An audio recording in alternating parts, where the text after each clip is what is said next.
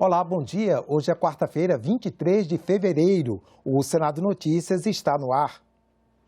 Daqui a pouco começam as atividades nas comissões do Senado. Vamos conferir aqui no telão. Às 10 horas, a Comissão de Constituição e Justiça tem na pauta o projeto que muda as regras de registro, cadastro e porte de armas de fogo. Também às 10, a Comissão de Assuntos Sociais faz audiência pública sobre apoio do SUS aos pacientes com doença de Batten. E à 1 da tarde, a CPI da Chapecoense vai ouvir o presidente da Petrobras, Joaquim Silva e Luna, e o presidente da Tokio Marine Seguradora, José Adalberto Ferrara. Hoje, a partir das 4 horas, os senadores votam em plenário projetos que podem ajudar a conter os preços dos combustíveis. Vamos ver a pauta aqui no telão. O primeiro item cria o Sistema Nacional de Educação. Uma das propostas sobre combustíveis cria uma conta de estabilização de preços. A outra proposta sobre o assunto estabelece tributação em uma única fase da cadeia de produção dos combustíveis. Também pode ser votado o projeto que torna impenhoráveis os bens de hospitais filantrópicos e santas casas. E ainda o projeto que trata de mutirões para atendimentos terapêuticos a pessoas com deficiência. Como vimos na agenda, hoje o plenário do Senado pode votar propostas que podem controlar os preços dos combustíveis. O presidente do Senado disse ontem que os parlamentares ainda buscam consenso sobre essas propostas. É o ideal que isso seja resolvido o quanto antes, né? Mas, obviamente, é um assunto muito complexo, envolve diversos interesses de estados da federação, do governo federal e de arrecadação.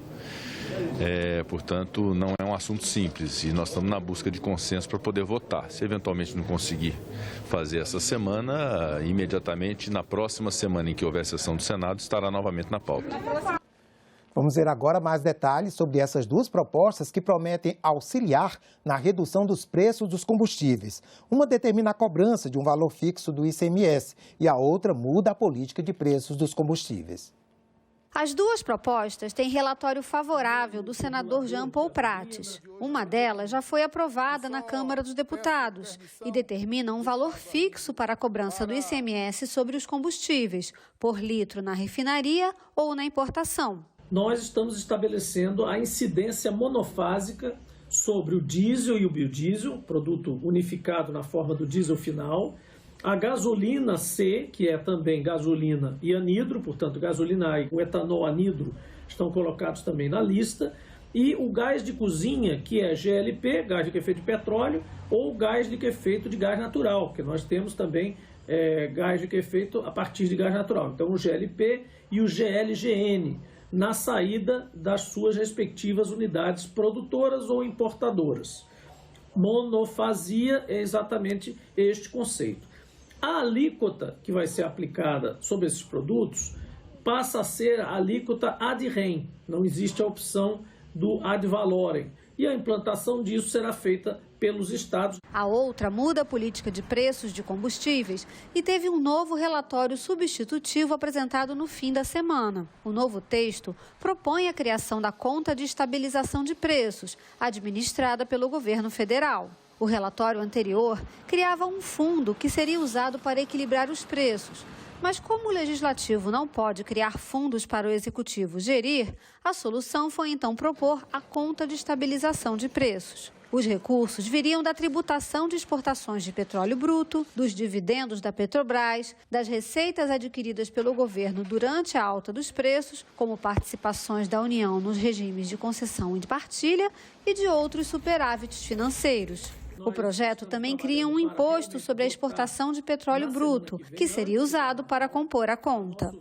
O Senado precisa dar essa sinalização para que as pessoas cheguem ao feriado, né? Mesmo que não haja carnaval pelas cidades, é um carnaval atípico, mais uma vez, infelizmente, mas que pelo menos tenham um feriado com a certeza de que o Senado cumpriu seu papel e passou essas duas leis para a Câmara finalizar e entregar ao presidente da República e ao Brasil, para que a gente tenha, dentro de mais 30 dias, pelo menos, o começo do impacto da utilização da conta de estabilização de preços e também da nova forma de aplicação do ICMS nos estados. Os dois projetos estão tramitando em conjunto, é bom que eles tenham uma apreciação também conjunta, embora não haja um apensamento, mas como um trata de um PLP que regula questões relativas ao ICMS e o outro projeto de lei que estabelece a conta de equalização, e também há a questão dos impostos federais, que pode ser e deve ser objeto de emenda para uma eventual isenção no caso do diesel e do gás,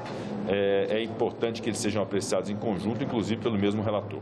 Os dois projetos seriam analisados pelo plenário do Senado na semana passada, mas a votação foi adiada na busca de maior entendimento em reuniões entre os senadores, com a Câmara e o Executivo. Um dos pontos hoje tratados pelo Ministério da Economia é quanto a essa questão da tributação federal sobre combustível, que é uma avaliação que eles estão ainda fazendo, chegando a uma conta possível, que pode ser um dos institutos inseridos nos projetos apresentados e apreciados pelo Senado. Na Comissão de Constituição e Justiça, um dos destaques de hoje é a proposta que simplifica os impostos sobre o consumo. O relator do texto, o senador Roberto Rocha, vai apresentar o parecer.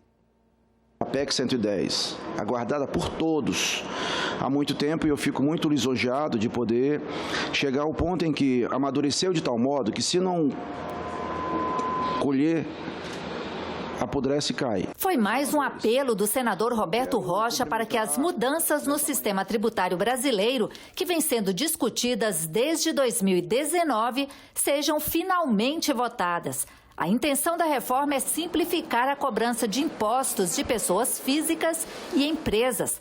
Para isso, ele propõe a unificação de vários tributos que incidem sobre o consumo e cria um imposto sobre valor agregado, o IVA.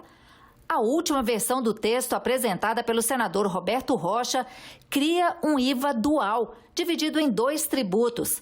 Um federal, a Contribuição sobre Bens e Serviços, CBS, que uniria PIS e COFINS, e outro chamado de IBS, Imposto sobre Bens e Serviços, que unificaria o ICMS cobrado atualmente pelos estados e o ISS, recolhido pelos municípios. Outra mudança importante é que a cobrança do IVA dual passaria da origem da operação com bens ou prestação de serviços para o destino. O texto tem a aprovação da Confederação Nacional dos Municípios. Como o projeto é de 20 anos, nenhum município vai perder, mesmo esses que eventualmente estariam e que estão alegando que vão perder, não perderiam. Então, a população tem que ser o destino do tributo e não onde está um negócio, né? Então, em cima dessas questões e mais a equiparação com os estados, onde nós vamos poder, de forma equânime, num conselho federativo integrado pelos secretários estaduais de Fazenda e municipais, nós possamos criar uma estrutura para normatizar e encaminhar. E como tem um prazo aí de 20 anos, nesse mandato atual não vai haver praticamente nenhuma alteração. Esse economista diz que a reforma tem muitos pontos positivos, mas ainda precisa de ajustes. No Brasil pós-Covid ficou claro a necessidade de que vários setores, como a questão ambiental, social e econômica, foi muito importante que tivesse recurso. Já estamos com um déficit de 1,15 do orçamento da União. E isso, né, a gente precisa pôr no papel. Que investimento a gente precisa, né? Porque só tirar e isentar o setor privado não garante o crescimento. Precisa também de investimento público. Então é isso que nós precisamos pensar e ponderar sobre os prós e os contras dessa reforma. Para o senador Roberto Rocha, a modernização do sistema é uma necessidade diante do avanço tecnológico. O desafio, segundo ele, é como tributar isso. É o mundo digital, onde nós temos aí, num processo acelerado, vários produtos e serviços sendo desmaterializados. Todos aqui sabem que até pouco tempo a gente saía ali para comprar CD e DVD. Está tudo na nuvem. Então, o desafio é como tributar isso. Ou seja, nós temos um mundo digital e um sistema tributário analógico. Nós queremos fazer a reforma tributária não clássica, também tecnológica, onde a gente pode tributar, além do produto, o dinheiro. Mudanças à vista no Estatuto do Desarmamento. A Comissão de Constituição e Justiça vai examinar também um projeto enviado pelo Poder Executivo e aprovado pela Câmara dos Deputados em 2019. Veja as principais mudanças na reportagem de Carla Benevides. O projeto de autoria do Poder Executivo altera o Estatuto do Desarmamento, o Código Penal, a Lei de Segurança Bancária e a Lei de Segurança Nacional, além de disciplinar o Sistema Nacional de Armas. A proposta foi apresentada pelo presidente Jair Bolsonaro em 2019 e aprovada pela Câmara no mesmo ano. No Senado, o relator do projeto é o senador Marcos Duval. Pelo texto, os CACs, sigla para colecionadores, atiradores esportivos e caçadores, seriam incluídos no Estatuto do Desarmamento. Pela proposta, a quantidade de armas autorizadas para caça ou tiro esportivo será regulamentada pelo Comando do Exército, assegurado o mínimo de 16 armas de calibre permitido ou restrito, das quais 6, no mínimo, poderão ser de calibre restrito. Permite também que atiradores e caçadores possam transportar uma arma de fogo curta, como pistola ou revólver, já em condição de pronto uso, no trajeto até os locais de treinamento e competição. Caberá ao Comando do Exército a prerrogativa de fazer o registro, o controle e a fiscalização das atividades. Entre os critérios para que o Exército libere o registro aos CACs estão laudo de aptidão psicológica, certidões de inexistência de antecedentes criminais, além de documentos pessoais. O registro valerá por 10 anos. O texto prevê ainda que agentes de segurança podem adquirir até 10 armas de uso permitido ou restrito, curtas ou longas, para a prática desportiva. A regra vale para integrantes das Forças Armadas e Auxiliares, agentes operacionais da Agência Brasileira de Inteligência e do Departamento de Segurança Presidencial do Gabinete de Segurança Institucional, além de policiais do Senado e da Câmara.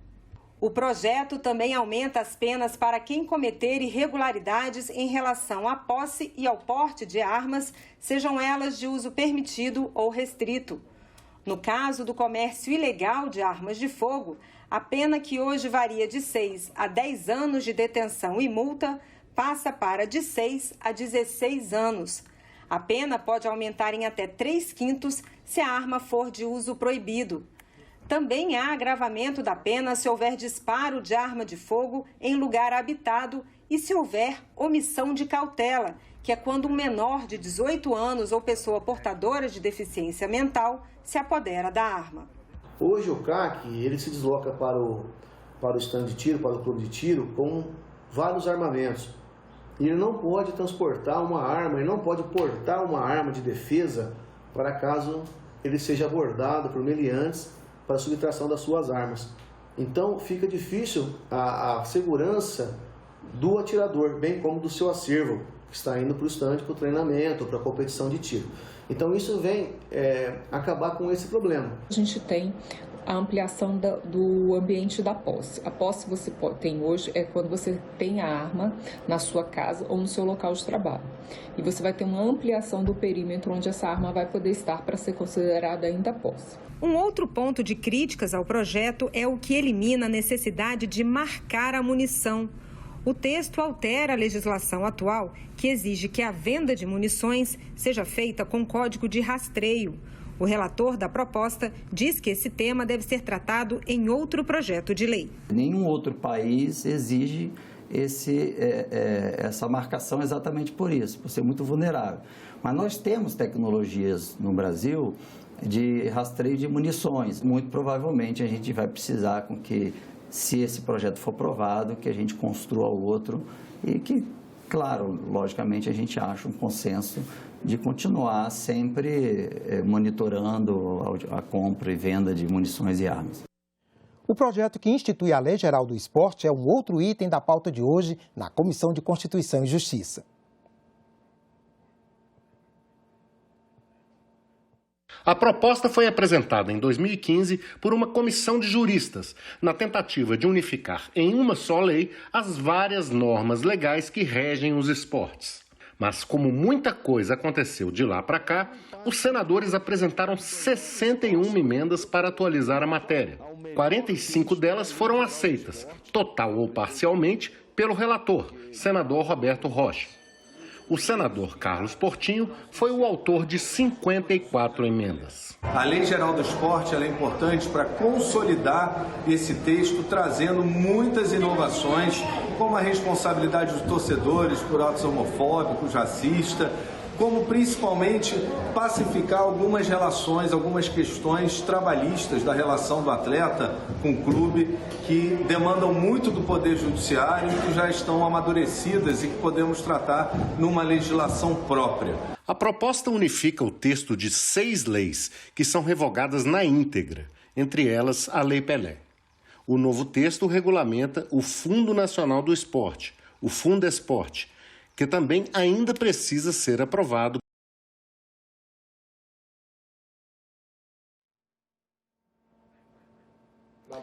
Depois da CCJ, a proposta segue para a Comissão de Educação, onde pode ser aprovada em decisão final.